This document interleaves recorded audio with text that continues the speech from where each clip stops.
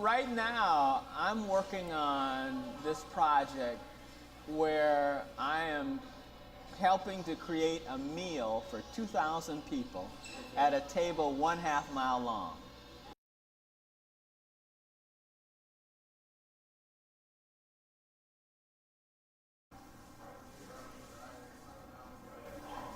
Seitu, it's just been a pleasure to hear your idea of watching your neighbors walk by with food and seeing that it's processed food and trying to make a difference in that community, in your community. Right.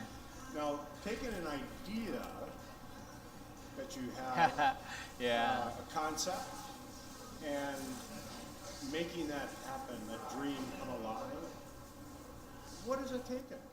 Well, you know, this is something as an artist I do all the time.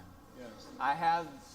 You can visualize your ideas, and fortunately I've got these skills to be able to transfer on my idea to paper. Yes. The way that we can sketch. You know, and that's an art that we're losing now, as young people aren't taught to sketch. So many inventors, so many ideas begin with a sketch on a napkin, Yes. on a piece of paper, Yes. and so.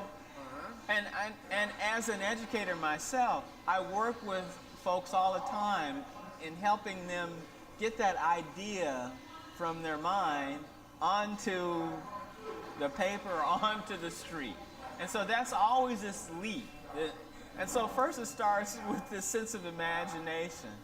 And some folks have told me most recently, man, that's a bold move to be able to do something like that. Yes. But, you know, at the same time, I don't necessarily look at it as bold. It's something that's crazy, something that is really imaginative, and something that we should be doing all the time. This is my attempt to change the world, and to change the food world in particular. Okay. This idea of create the community meal is an intervention in the food system. It's a way that I can insert this thing into the food system that hopefully will be like a virus that will grow and grow and grow. I mean, right now, everyone is so excited about the new food movement.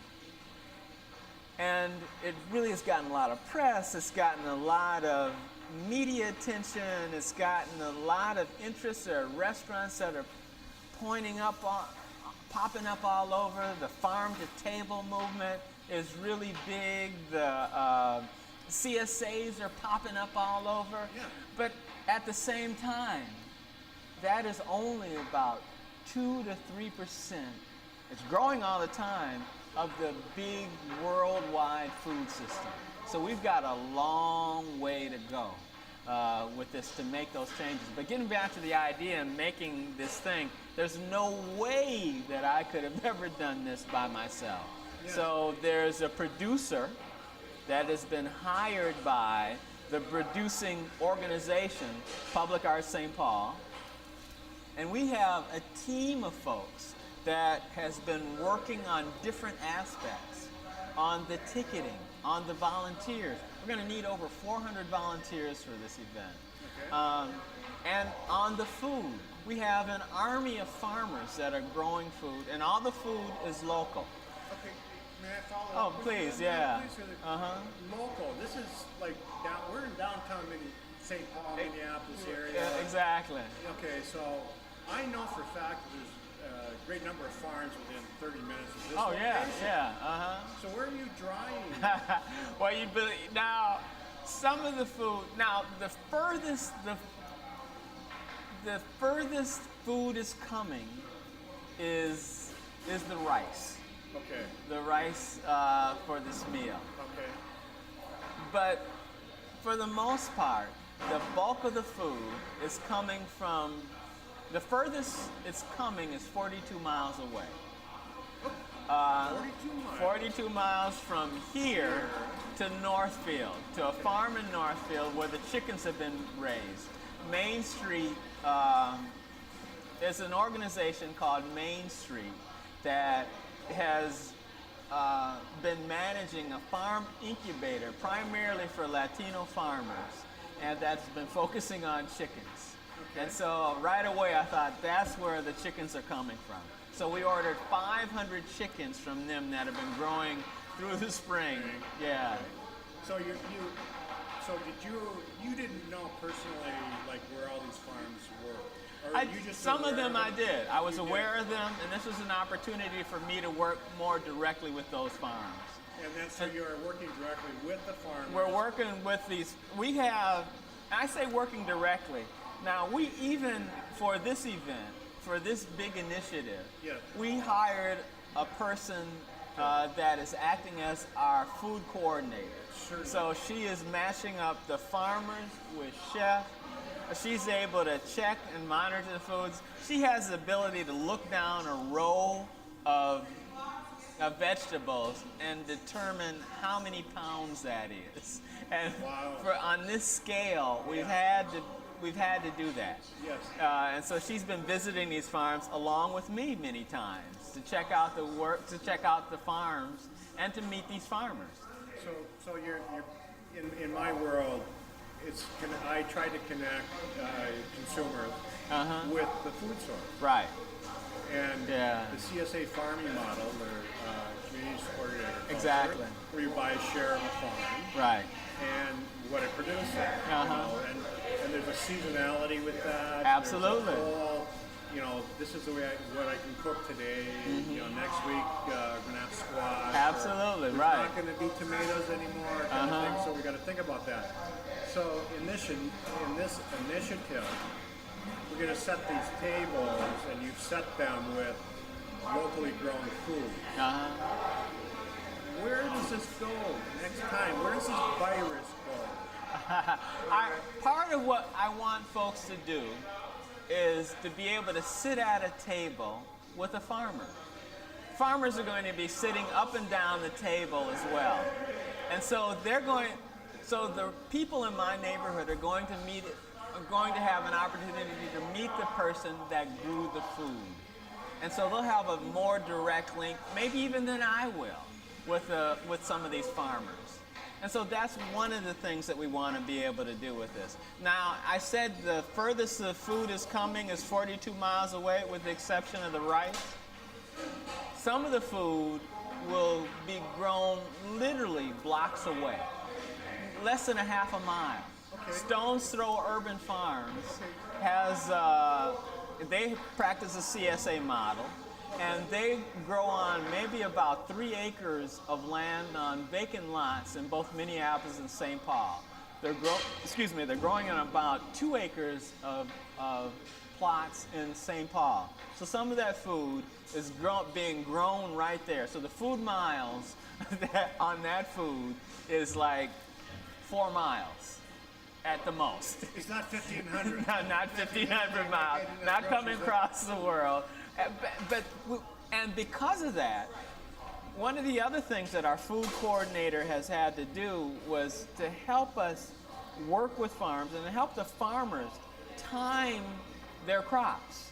So we work with them so that the crops would be planted and would mature and be harvested right before the meal, and go right from the farm to the kitchen. I mean, just this morning we had a delivery of 418 chickens here in the city food studio, and those chickens were running around on the farm 2 days ago. Okay. So that's fresh. That's fresh. That is fresh. You can't get anything that's more fresh than this. Free-range chickens. These are free-range chickens. Okay. These chickens eat a combination of a grain that is brought there, but primarily grains that are grown there. So these chickens run around and they're able to eat whatever is in the field and whatever's right there in front of them. And so, yeah, these are organic chickens as well too. So, and all of the food is grown sustainably. All the food for this. So, I mean, and the scale of it. And one of the things I want to emphasize is that with Public Arts St. Paul, we've had to raise a great deal of money to mount this thing. And the bulk of that money is going into the pockets of artists, farmers, and the chefs, the people that are preparing the food. And that's one of the things that we're really proud of, is that the money that we have raised, both from foundations and corporations and private foundations, is going back into farmers, artists, and chefs' pockets. So you're supporting the use of the term local economy? Exactly, we are, and very much so. I mean, to the point where we kind of use the CSA model. Right. What the CSA model is where individuals or families will buy a share of the farmer's production before the farmer even begins to plant that crop. Yes. To give the farmer some of the capital. Yeah, the capital to begin to plant and to manage and run that farm through that season. And has like this guaranteed market. So what we did is up front, we bought 400 pounds of green beans, 100 pounds of onions, 250 pounds of green peppers, on and on and on, from folks. Planting a field of basil that's being cut up, all of that stuff was able to provide these farmers the money up front to be able to manage and to plan and to operate their farms and to be able to appeal and enlarge their market way beyond create the community meal.